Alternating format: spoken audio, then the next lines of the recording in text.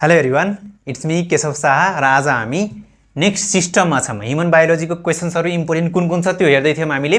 आज चाहिँ हामी रेस्पिरेटरी सिस्टममा छौँ है। रेस्पिरेटरी सिस्टमको के इम्पोर्टेन्ट क्वेसन्सहरू छ त्यसमा हामी very short answer questions, short answer questions र लङ एन्सर क्वेसन्स भनेर छुट्याएको छौँ है। भेरी सर्ट र सर्ट एन्सर क्वेसन कम्बाइन गरेर क्वेसन्स आउने हो 4 मार्क्समा। त्यो चाहिँ फर्स्ट अफ अल ध्यान हुनु पर्यो। भेरी सर्ट एन्सर क्वेसन्स र लङ एन्सर क्वेसन्स हुने भयो। र तिमीहरूलाई थाहा छ म केशव नै भए, केशव सर केशव दाई भन्दा पनि हुन्छ है। यु थिङ्क क्रेजीबाट हामी इन्ट्रान्स प्रिपरेसन गरिरहेको पनि छौँ है। मेडिकल इन्ट्रान्स प्रिपरेसन पनि छ हाम्रो र इन्जिनियरिङ पनि छ है। सो त्यो पनि ध्यान गरिराख्नु पर्यो। अब हामी डाइरेक्ट जाम क्वेसन्समा है। क्वेसन्समा चाहिँ हामीले हेऱ्यौँ भने भेरी सर्ट एन्सर क्वेसन्स पहिला छ है। भेरी सर्ट एन्सर क्वेसन्समा चाहिँ हामीले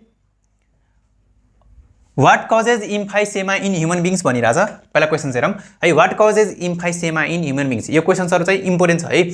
सबै क्वेसन्स सोधेको क्वेसन्सहरू छ, सो ध्यान हुनु पऱ्यो। भेरी सर्ट एन्सर क्वेसन्स 1 मार्कको छ, 1 लाइन लेख्दा हुन्छ ल।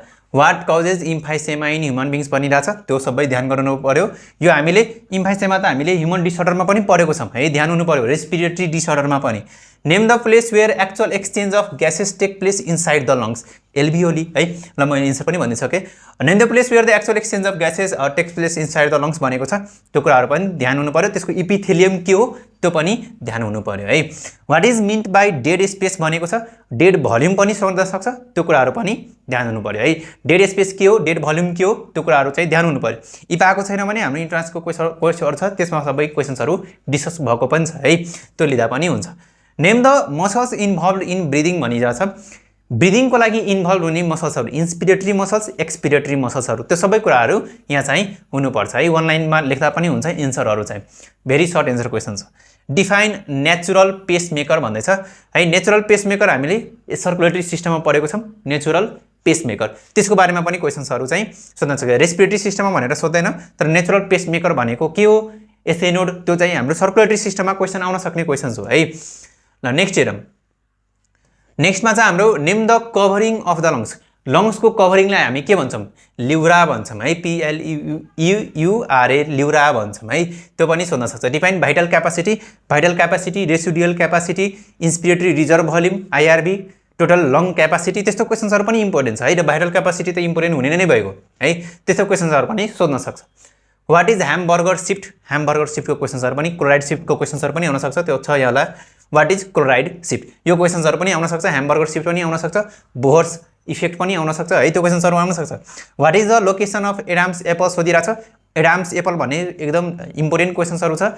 यो एडाम्स एप्पलको बारेमा कति नलेज छ त्यो पनि सोध्न सक्छ। एडाम्स एप्पल कहाँ लोकेसन छ त्यो पनि सोध्न सक्छ है। ल नेक्स्ट हेरौँ अब। In what form is oxygen transported to the tissue, oxygen कुन फर्ममा ट्रान्सपोर्ट हुन्छ टिस्युसम्म, अक्सिहेमोग्लोबिनको फर्ममा, त्यो कुराहरू पनि छ है।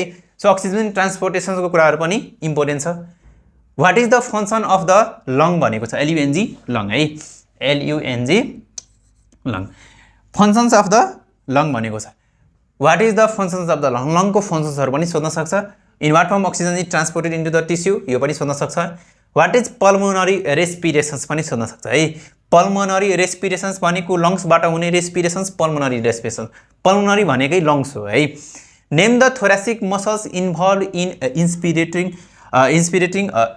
इन्सपिरेसन्स process of the man, thoracic मसल्सको मात्रै कुरा गरिरहेछ। In which inspiratory muscles, inspiratory मसल्सहरू 2टा मसल्सहरू छ, त्यो कुन कुन मसल्स छ त्योहरू हेर्नु पर्यो है। एक्सटर्नल थोरासिक मसल्स हुनुपर्ने हो है, एक्सटर्नल मसल्स हुनुपर्ने, एक्सटर्नल इन्टरकोस्टल मसल्स। ल 50 नम्बर हेरौँ। अब त्यतिसम्म हो है। भेरी सर्ट एन्सर क्वेसनमा सोधिने भनेको त हामीले 14 वटा क्वेसन्स हेऱ्यौँ, त्यो 14 वटा क्वेसन्समध्ये चाहिँ केही सर्ट एन्सर क्वेसन्सहरू चाहिँ टेल क्वेसन्स बनाएर दिन सक्छ, त्यो क्वेसन्सहरू चाहिँ सबै गर्न सक्नुपर्छ है। यहाँ चाहिँ हामीले सबै क्वेसन्सहरू देख्यौँ। अब हेरौँ हामी सर्ट एन्सर क्वेसन्स है।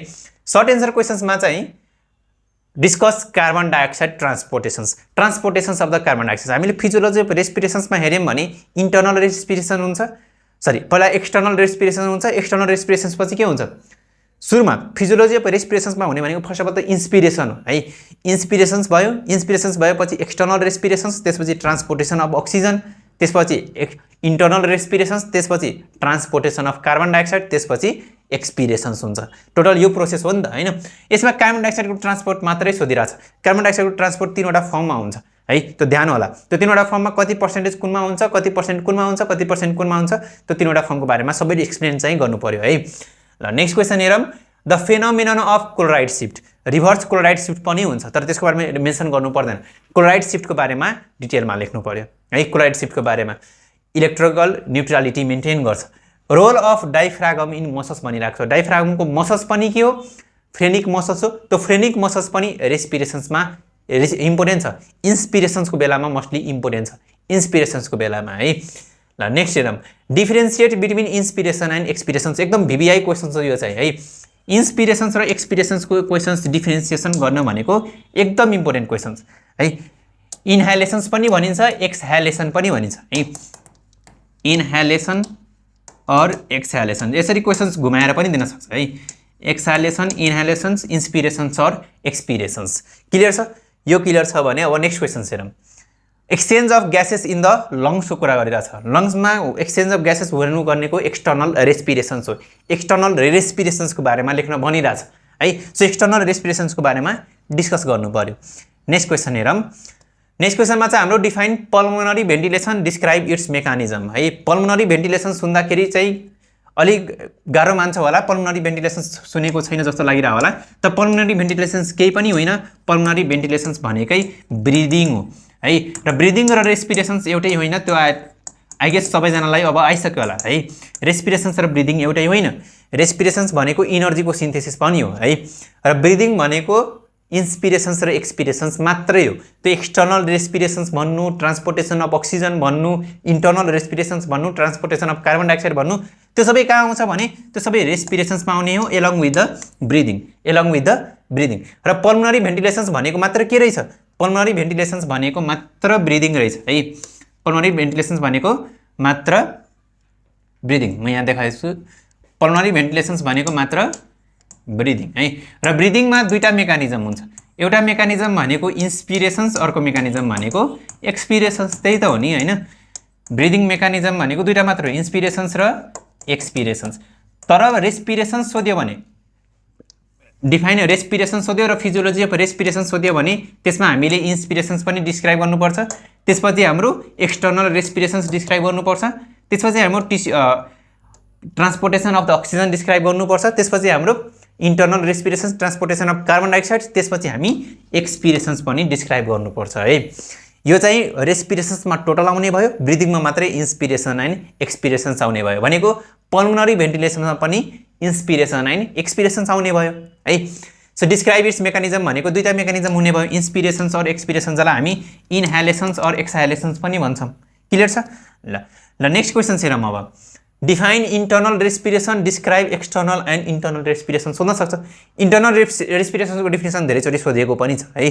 सो इन्टर्नल रेस्पिरेसन्सको क्वेसन्सहरू सोध्न सक्छ र डिस्क्राइब पनि सोध्न सक्छ एक्सटर्नल एन्ड इन्टर्नल रेस्पिरेसन्सको।